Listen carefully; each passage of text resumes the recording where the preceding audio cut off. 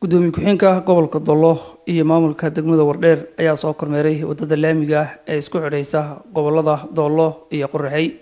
Mas'uuliyiintan ayaa kormeer ugu hurgalayeen ku soo maray habsami socodka wadada laamiga oo dheerkeedu dhan yahay 130 kiiloomitir oo bulshada gobolka Dolo ay u qabaan baahi ballaaran oo dhanka adeega kaabayaasha dhaqan-dhaqaale.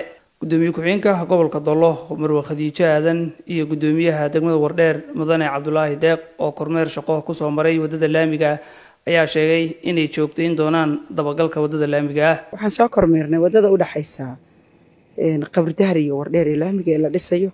Aagana hadda joogno waa Wafduug iyo Ubitaal dhexdooda. Waxaan eegaynay habka ay u wadaan shaqadii iyo meesha ay marinayaan. meelo badan oo ay ka wadaan baan soo marnay. Ubitaal waan Afduug waan soo dhaafnay. Ubitaal waan ku sii soconaa. Insha Allah marka shaqo fiican bay wadaan. inay xilligii loogu talagalay qandaraaska iyagu ay kula heshiiyeen dawladda ay ku dhameystiraan waa rajeyneynaa insha Allah bil kariim.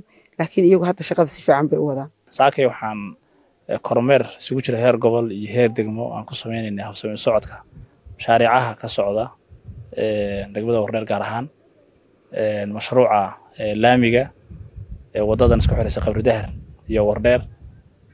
shaqo fiican baa ka socota qaybtan. insha Allah waxaan rajeyneynaa mustaqbalka dhow inay dadku ka raysan doonaan waxyaalahan jayga iyo maaragtay bilaa wada yaraantan ka jirta gobolka guud ahaan. waxaan rajeyneynaa insha Allah shaqada si fiican bay u socotaa. dabagalkeeda iyo maaragtay kormeerkeedana waan joogteyneynaa haddii la yiraahdo.